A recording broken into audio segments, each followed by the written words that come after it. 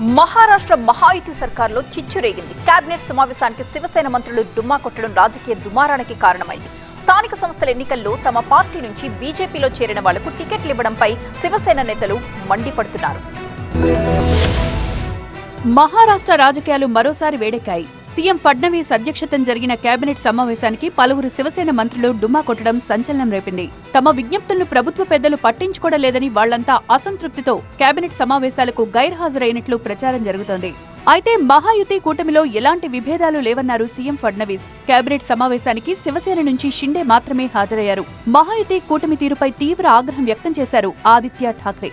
వ్యక్తిగత ప్రయోజనాల కోసం కేబినెట్ సమావేశాలను వేదికగా చేసుకోవడం మంచిది కాదన్నారు.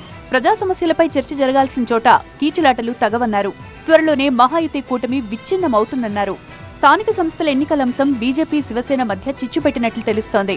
తమ నేతలను కార్యకర్తలను బీజేపీలో చేర్చుకోవడంపై శివసేన మంత్రులు ఆగ్రహం వ్యక్తం చేస్తున్నారు.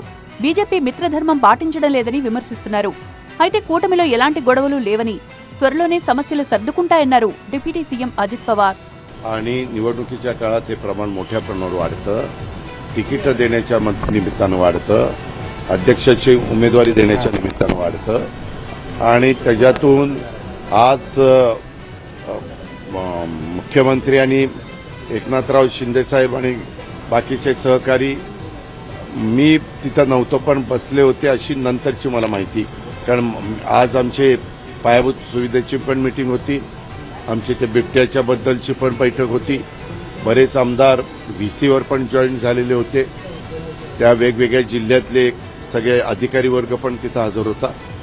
पण त्याच्या संदर्भातली बैठक काहीतरी झाली असं माझ्या कानावर. కేబినెట్ సమావేశానికి ముందు షిండేతో శివసేన మంత్రులు భేటీ అయ్యారు. బీజేపీ తీరుపై తీవ్ర ఆగ్రహం వ్యక్తం చేశారు.